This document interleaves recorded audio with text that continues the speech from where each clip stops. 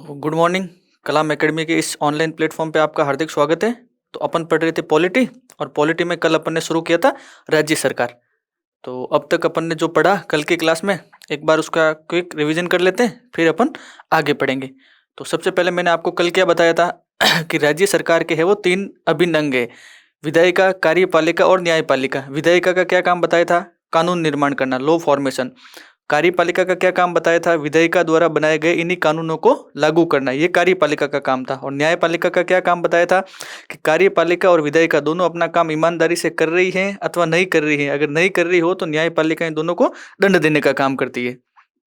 समझ आ गया? विधायिका का काम कानून निर्माण, कार्यपालिका का काम इन्हीं कानूनों को लागू करना, और न्यायपालिका है वो उचित ढंग से अगर कोई काम नहीं हो रहा हो तो दंड देने का काम करती है। ये हो गई थी राज्य सरकार की बात। फिर अपन ने कुछ इनके संवैधानिक प्रावधान देखे थे कि भाई राज्य सरकार के जो प्रावधान है वो संविधान के 22 भाग में से किन भागों में है। तो मैंने आपको बताया था कि भाग 6 के अंदर है वो राज्य के प्रावधान किए गए हैं। भाग 6 में कौन से वो आर्टिकल हैं जो कार्यपालिका, विधायिका और न्यायपालिका के बारे में बताते हैं। तो मैंने आपको बताया था कि राज्य सरकार के लिए भाग 6 के आर्टिकल 152 से 237 तक में है वो पूरी राज्य सरकार की कार्य प्रणाली बताई हुई है। फिर मैंने आपको बताया था कि आर्टिकल 152 में क्या है? परिभाषा है, जिसमें ये लिखा हुआ है कि जम्मू कश्मीर है वो राज्यों की श्रेणी में नहीं आता है। फिर मैंने आपको बताया था कि आर्टिकल 153 से लगाकर 167 तक है वो कार्यपालिका की कार्य प्रणाली बताते हैं, मतलब कार्यपालिका के आर्टिकल हैं। फिर 168 से लगाकर है वो 213 तक है वो विधायिका के आर्टिकल बताते हैं। फिर 214 से लगाकर के 237 तक है वो न्यायपालिका के आर्टिकल है। ये अपन ने ये तीनों बात की थी। फिर अपन ने शुरू किया था राज्यपाल। फिर राज्यपाल के बारे में मैंने आपको क्या बताया था कि राज्यपाल का जो पद है वो अपन ने कनाडा से लिया है। तो कि कनाडा से क्यों लिया, अमेरिका से क्यों नहीं लिया? क्योंकि कनाडा में भी जो राज्यपाल है वो वहाँ के राष्ट्रपति द्वारा नियुक्त होते थे, और अमेरिका में है वो राज्यपाल के लिए वहाँ के राज्यों के लोगों के द्वारा चुनाव किया जाता था। तो इसीलिए अपने जो संविधान बनाने वाले थे उनको भी ये लगा कि अपने यहाँ पे भी ऐसा ही पद होना चाहिए जहाँ पर राज्यपाल महोदय को है वो राष्ट्रपति के द्वारा नियुक्त किया जाए। इसलिए इसी कारण अपन ने जो राज्यपाल का पद है वो कहाँ से लिया है? वो कनाडा से लिया है। फिर अपन ने आप पढ़ा था आर्टिकल 153। आर्टिकल 153 में क्या था कि भाई प्रत्येक राज्य का एक राज्यपाल होगा। मूल संविधान में यही बात लिखी हुई है आर्टिकल 153 में कि प्रत्येक राज्य का एक राज्यपाल होगा। लेकिन फिर मैंने आपको बताया था कि अपने यहाँ पे एक संविधान संशोधन हुआ था, सातवां संविधान संशोधन 1956 में हुआ था। उसकी धारा 1 के तहत ये प्रावधान किया गया कि भाई एक व्यक्ति है वो 2 या 2 से अधिक राज्यों का राज्यपाल भी बन सकता है। ये बात की थी अपन ने कल। इसके बाद मैंने आपको आर्टिकल 154 बताया था। उसमें क्या बताया था कि राज्य की समस्त कार्यपालिका शक्तियां हैं वो राज्यपाल में निहित होगी, जिनका प्रयोग राज्यपाल स्वयं अथवा अपने अधीनस्थ अधिकारियों के माध्यम से करेंगे। ये बात मैंने आपको आर्टिकल 154 में बताई थी। फिर मैंने आपको बताया था आर्टिकल 155। उसमें क्या था? अपॉइंटमेंट ऑफ गवर्नर, राज्यपाल महोदय की नियुक्ति किनके द्वारा की जाएगी? राष्ट्रपति के द्वारा। लेकिन यार राष्ट्रपति की यहाँ नियुक्ति तो राष्ट्रपति करेंगे, लेकिन वास्तविक तौर पर ये शक्तियाँ किसके हाथ में है? प्रधानमंत्री और उसके मंत्रिपरिषद के हाथ में है। ठीक है। फिर मैंने आपको और ये बताया था कि राष्ट्रपति महोदय है वो अपने साइन और अधिमुद्रण मतलब सील के द्वारा है वो राज्यपाल महोदय की नियुक्ति करेंगे। फिर मैंने आपको बताया था कि राष्ट्रपति महोदय द्वारा कई पदाधिकारियों की नियुक्ति की जाती है, लेकिन 4 पदाधिकारी ही ऐसे हैं जिनके लिए राष्ट्रपति है वो साइन और अधिमुद्रण दोनों का प्रयोग करते हैं। तो आपसे किसी भी एग्जाम में ये पूछा जा सकता है कि निम्न में से किन किन पदाधिकारियों की नियुक्ति है वो राष्ट्रपति महोदय हस्ताक्षर और अधिमुद्रण द्वारा करते हैं। तो वो अपन जब आगे जैसे जैसे पढ़ते रहेंगे वो सभी आ जाएंगे। इसमें जैसे अभी एक बार बड़ा बड़ा जान लो। सबसे पहले तो राज्यपाल है, फिर सुप्रीम कोर्ट व हाई कोर्ट के जज हैं, फिर अपने है वो महान्यायवादी है। इनकी नियुक्ति है वो राष्ट्रपति महोदय है वो सामान्यतः साइन और अधिमुद्रण द्वारा करते हैं। ये हो गई थी बात आर्टिकल 155 की। फिर अपन ने बात की थी आर्टिकल 156। आर्टिकल 156 में क्या लिखा था? टेन्योर ऑफ गवर्नर, राज्यपाल महोदय का कार्यकाल कितना होगा? तो राज्यपाल महोदय है वो राष्ट्रपति के प्रसाद पर्यंत पद पर रहते हैं। प्लेजर ऑफ प्रेसिडेंट, या प्लेजर ऑफ प्रेसिडेंट का क्या अर्थ है? मतलब ये है कि जब तक राष्ट्रपति महोदय चाहे तब तक राज्यपाल है वो पद पर रह सकते हैं। फिर दूसरी लाइन क्या लिखी हुई है आर्टिकल 156 में कि राज्यपाल महोदय है वो सामान्यतः 5 वर्ष तक अपने पद पर रहेंगे। फिर प्रसाद पर्यंत का मतलब मैंने आपको क्या बताया था कि प्रसाद पर्यंत का मतलब है कि राष्ट्रपति चाहे तो राज्यपाल महोदय को 5 वर्ष के बाद पुनर्नियुक्ति भी दे सकते हैं, 5 वर्ष से पहले भी उनसे इस्तीफा ले सकते हैं, इन कार्यकाल के दौरान उसे एक राज्य से दूसरे राज्य में स्थानांतरित भी कर सकते हैं। इन सारी चीज़ों पर अपन ने वो कल डिस्कस किया था। अब आज अपन जो शुरू करेंगे वो करेंगे आर्टिकल 157 से। कल अपन ने 153, 154, 155 और 156 ये 4 आर्टिकल पढ़ लिए थे, और थोड़ा सा है वो राज्यपाल पद का बैकग्राउंड देख लिया था कि भाई कनाडा से पद लिया। पहले राजस्थान में है वो 20 श्रेणी का राज्य था। फिर राज्य पुनर्गठन आयोग की सिफारिशों के आधार पर यहाँ राज्यपाल के पद का गठन किया गया। पहले यहाँ पर राज प्रमुख होते थे। पहले जो राज प्रमुख थे वो सवाई मान सिंह जी सेकंड थे। तो इन सारी चीजों को अपन ने कल देख लिया था। अब आज जो अपन शुरू करेंगे वो करेंगे आर्टिकल 157 से। ठीक है, तो शुरू करते हैं। तो आज का जो अपना आर्टिकल है वो ये अपना जो टॉपिक था वो था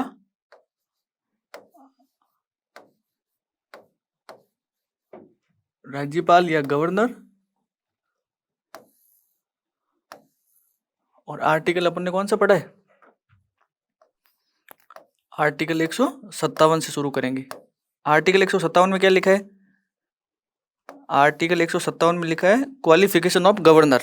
राज्यपाल पद के लिए क्या अर्हता या योग्यताएं होगी।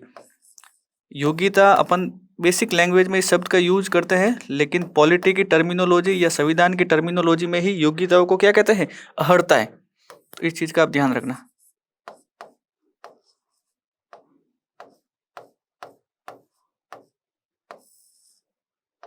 अर्हताएं या क्वालिफिकेशन।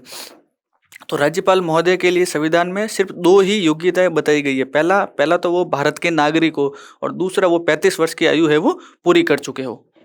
तो इस चीज का आप ध्यान रखना। पहली क्या है कि वह भारत के नागरिक हो, और दूसरा लिखा है वह 35 वर्ष की आयु पूर्ण कर चुके हो। दूसरी योग्यता क्या है? 35 वर्ष की आयु पूर्ण कर चुके हो। 35 वर्ष की आयु पूरी कर चुके हो। सिर्फ ये 2 ही योग्यता है, इसके अलावा कोई भी योग्यता नहीं है।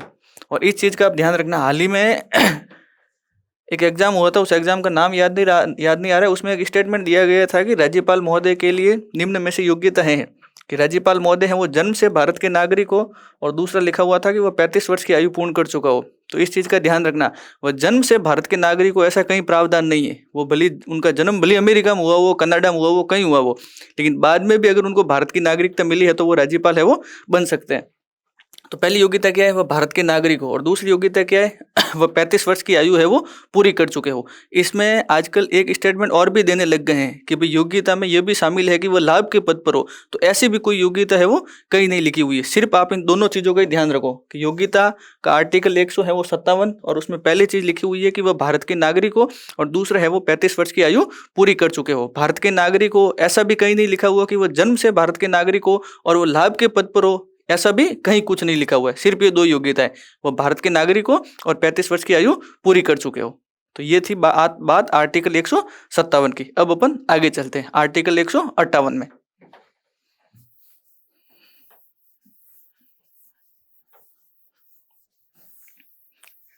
मैं आपको पढ़ाने से ज्यादा वो चीजें ज्यादा बताता हूँ जो आपको एग्जामिनर घुमा के पूछते हैं। अपवाद मतलब मैं आपको हमेशा सबसे पहले बताता हूँ। जैसे आर्टिकल 157 में भी मैंने आपको बताया कि एग्जामिनर आपके माइंड को घुमाने के लिए वो बीच में ये सब जोड़ेगा कि वो जन्म से भारत के नागरिक हो, तो ऐसा कहीं नहीं लिखा हुआ है। और दूसरी चीज वो लाभ के पद पर हो, ऐसी भी कहीं कोई योग्यता नहीं है। तो आपको स्टेटमेंट दे दिया जाए कि राज्यपाल की योग्यता में निम्न में से क्या शामिल नहीं है।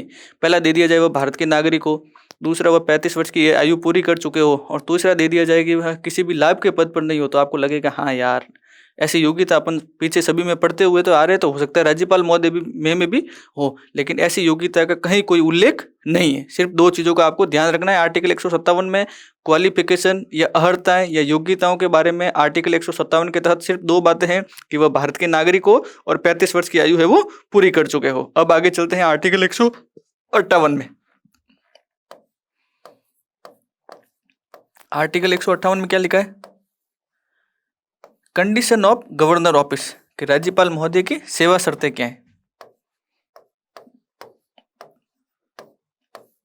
देखो पहली बात तो यही ध्यान रखनी है आपको, सिर्फ जो आपसे एग्जाम में पूछा जा सकता है, बाकी आपसे कोई इससे रिलेटेड इस आर्टिकल से रिलेटेड सवाल नहीं आएगा। सेवा शर्तों का निर्धारण कौन करता है? आपसे सवाल आएगा सीधा सीधा कि राज्यपाल महोदय की सेवा शर्तों का निर्धारण निम्न में से कौन करता है? राष्ट्रपति, संसद, मुख्यमंत्री या विधानसभा? तो इनकी सेवा शर्तों का निर्धारण करता है संसद। कौन करती है? संसद।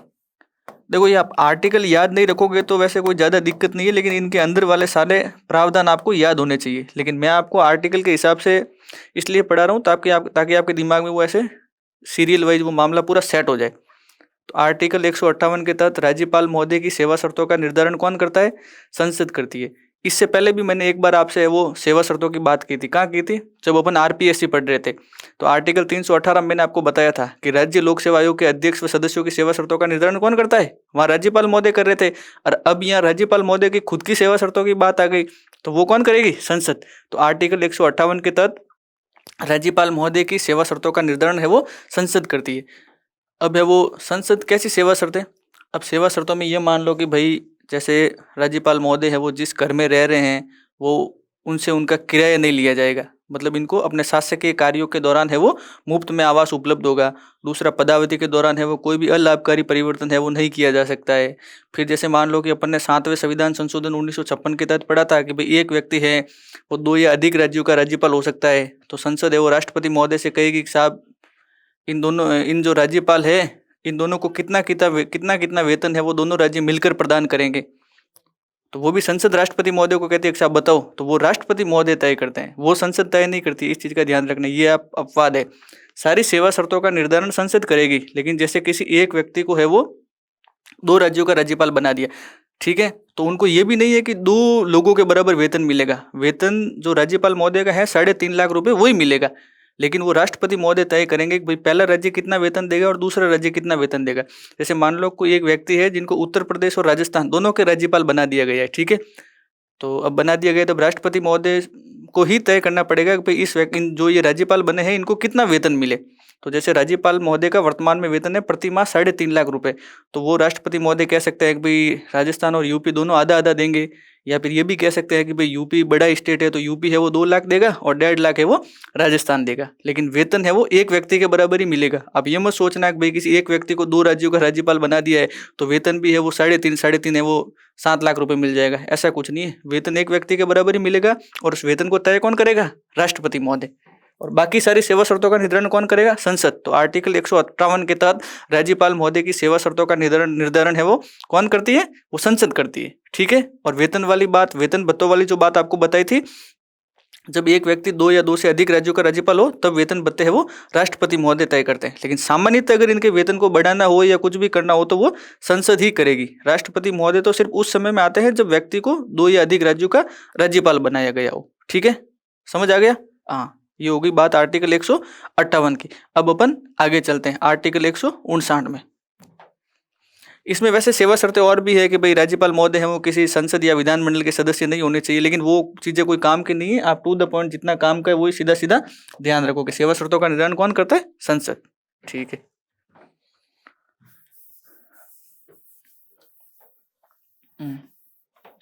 अब बात आती है आर्टिकल 159 की। इसमें राज्यपाल महोदय की क्या है? ओथ या शपथ। राज्यपाल महोदय की शपथ, राज्यपाल की शपथ, ठीक है साहब, शपथ। अब सबसे पहले तो ये देखो राज्यपाल महोदय को शपथ दिलाता कौन है। अब देखो राज्यपाल महोदय को नियुक्त तो राष्ट्रपति महोदय ने कर दिया आर्टिकल 155 के तहत।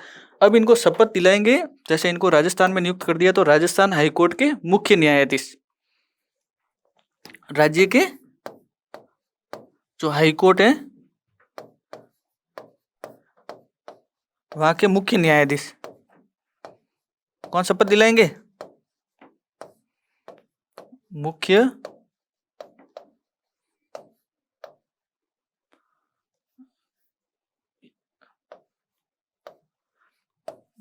न्यायाधीश।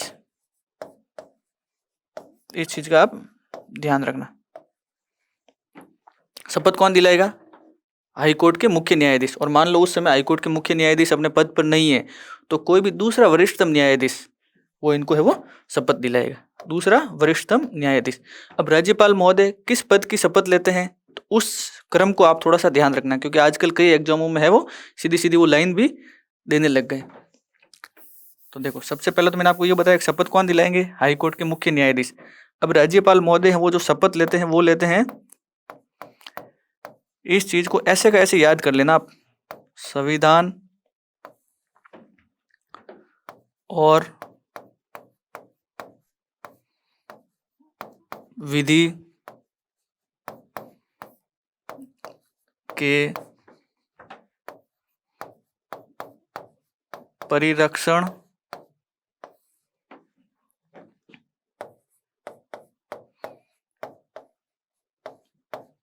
संरक्षण और प्रतिरक्षण।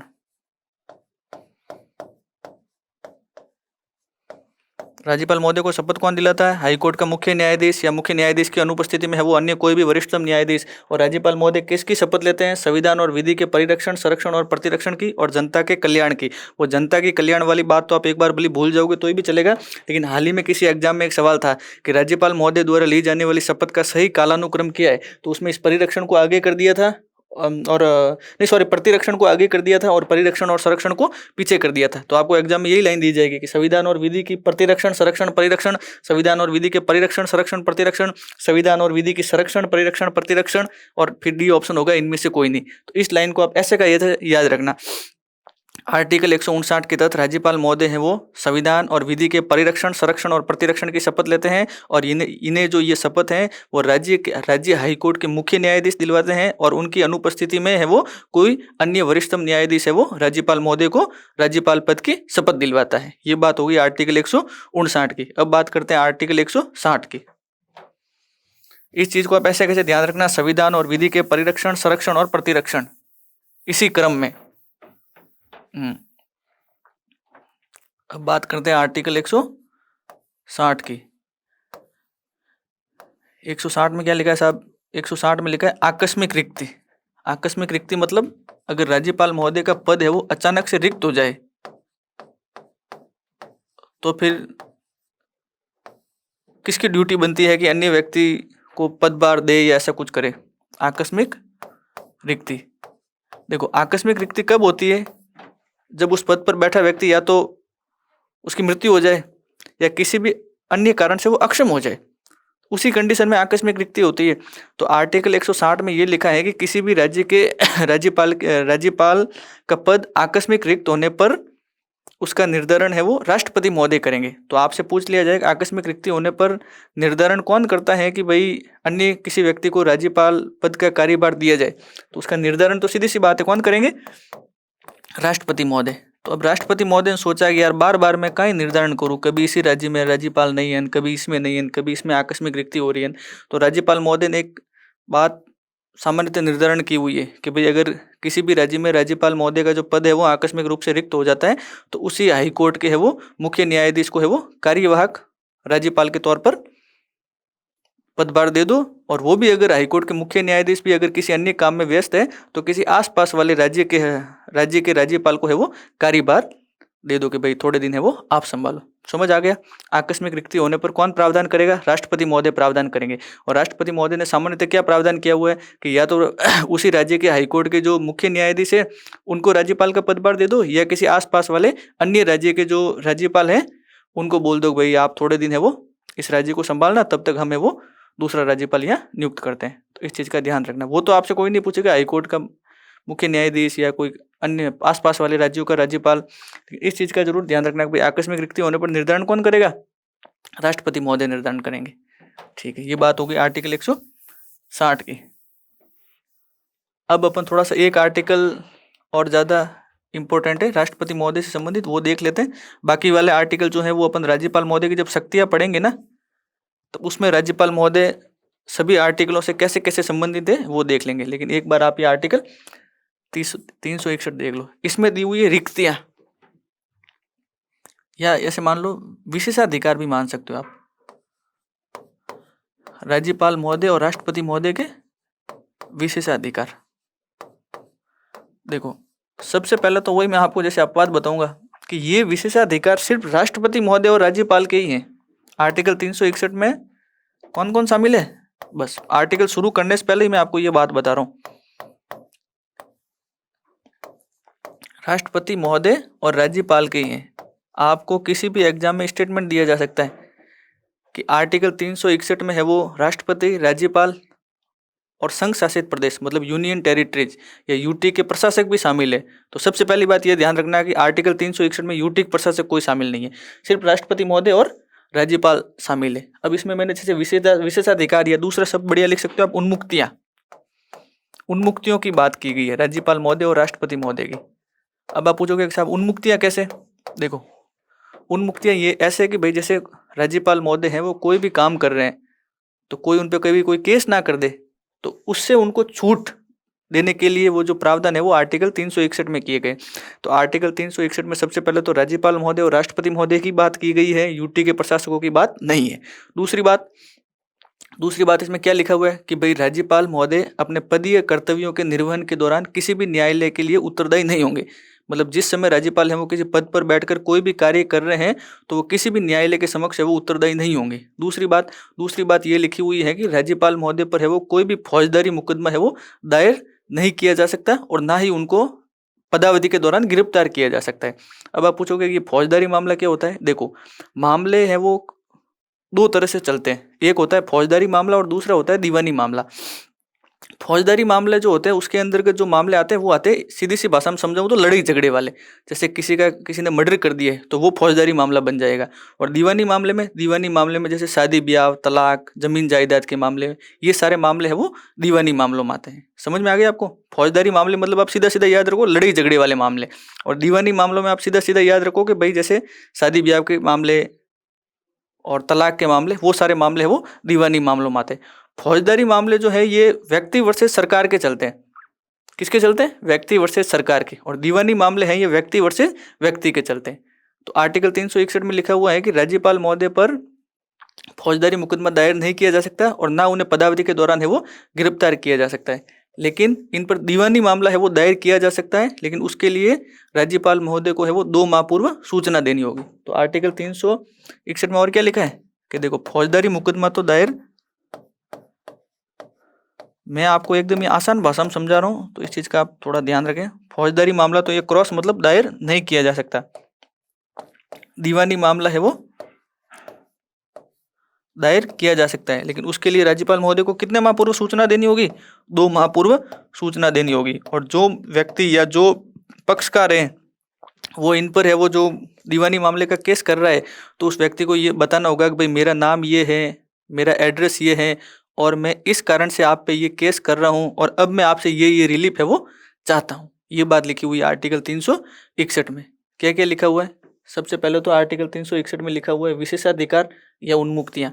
तो इसमें कौन कौन शामिल है? सिर्फ राज्यपाल महोदय और राष्ट्रपति महोदय शामिल है, अन्य कोई भी यूटी का प्रशासक है वो इसमें शामिल नहीं है। फिर मैंने आपको क्या बताया कि राज्यपाल महोदय पर है वो कोई भी फौजदारी मुकदमा नहीं चलाया जा सकता, वो अपने पदीय कर्तव्यों के निर्वहन के दौरान किसी भी न्यायालय के लिए है वो उत्तरदायी नहीं है, उनको पदावधि के दौरान है वो गिरफ्तार नहीं किया जा सकता, उन पर दीवानी मामला है वो चलाया जा सकता है, लेकिन उनको कितने माह पूर्व सूचना देनी होगी? 2 माह पूर्व सूचना देनी होगी। ठीक है, ये बात होगी आर्टिकल 361 की। तो अब आज अपन ने कौन कौन से आर्टिकल पढ़े, एक बार उनका थोड़ा सा फटाफट रिवीजन कर लेते हैं, फिर आज की क्लास को अपन करेंगे एंड। सबसे पहले मैंने आपको बताया आर्टिकल 153 में क्या था? प्रत्येक राज्य का एक राज्यपाल होगा, लेकिन कुछ समय बाद ही 7वां संविधान संशोधन 1956 में हुआ। उसकी धारा 1 के तहत क्या प्रावधान किया गया कि एक व्यक्ति है वो 2 या अधिक राज्यों का राज्यपाल भी हो सकता है। फिर बात की आर्टिकल 154 की। 154 में क्या था? राज्य की समस्त कार्यपालक शक्तियां हैं वो राज्यपाल में निहित होगी, जिनका प्रयोग राज्यपाल महोदय स्वयं अथवा अपने अधीनस्थ अधिकारियों के माध्यम से कर सकेंगे। ये बात होगी आर्टिकल 154 की। फिर बात की थी मैंने आर्टिकल 155 की। 155 में क्या था? राज्यपाल महोदय की नियुक्ति कौन करेंगे? राष्ट्रपति महोदय। राष्ट्रपति महोदय का मतलब प्रधानमंत्री व मंत्रिपरिषद। फिर बात की थी आर्टिकल 156 की। राज्यपाल महोदय का कार्यकाल किसके पश्चात पर्यंत? राष्ट्रपति के पश्चात पर्यंत पद पर रहेंगे, सामान्यतः वो 5 वर्ष तक रहते हैं। फिर बात की थी 157 की। उसमें क्या था? क्वालिफिकेशन ऑफ गवर्नर, सिर्फ 2 क्वालिफिकेशन, वह भारत के नागरिक हो और 35 वर्ष की आयु है वो पूरी कर चुके हो। फिर बात की थी आर्टिकल 158 की। उसमें क्या थी? राज्यपाल महोदय की पद की सेवा शर्तें। सेवा शर्तों का निर्धारण कौन करता है? संसद। फिर बात की थी आर्टिकल 159 की। 159 में क्या थी? राज्यपाल महोदय की शपथ। शपथ कौन दिलवाएगा? हाईकोर्ट का मुख्य न्यायाधीश। और कैसी शपथ लेते हैं? संविधान और विधि के परिरक्षण, संरक्षण और प्रतिरक्षण की। फिर बात की थी आर्टिकल 160 की। 160 में क्या थी कि किसी भी राज्य में राज्यपाल महोदय का आकस्मिक रूप से पद अगर रिक्त हो जाए तो उसका निर्धारण है वो राष्ट्रपति महोदय करेंगे। और सामान्यतः क्या किया हुआ है, किसी भी मतलब उसी राज्य के हाईकोर्ट के या तो मुख्य न्यायाधीश या आसपास वाले किसी अन्य राज्य के राज्यपाल को कार्यवाहक राज्यपाल का पद दिया जा सकता है। फिर बात की थी आर्टिकल 361 की। उनमें क्या थे? राज्यपाल व राष्ट्रपति की उन्मुक्तियां। सिर्फ राज्यपाल और राष्ट्रपति की, कोई भी यूटी का प्रशासक है वो इसमें शामिल नहीं है। फिर उसमें क्या था कि राज्यपाल महोदय है वो अपने पद के कर्तव्यों के निर्वहन के दौरान किसी भी न्यायालय के जो समक्ष है वो उत्तरदायी नहीं होंगे। दूसरी बात क्या थी? राज्यपाल महोदय पर पदावधि के दौरान फौजदारी मुकदमा दायर नहीं किया जा सकता, लेकिन दीवानी मुकदमा दायर किया जा सकता है। लेकिन उसके लिए राज्यपाल महोदय को 2 माह पूर्व है वो सूचना देनी होगी। और जो व्यक्ति है वो मुकदमा कर रहा है उसको अपना नाम, पता और किस कारण से मुकदमा कर रहा है और उसका रिलीफ, इन सब के बारे में वो जानकारी देनी होगी। ये बात की थी मैंने आर्टिकल 361 की। फिर मैंने आपको इसमें फौजदारी और दीवानी क्या क्या होते हैं मामले, उनके बारे में बताया था।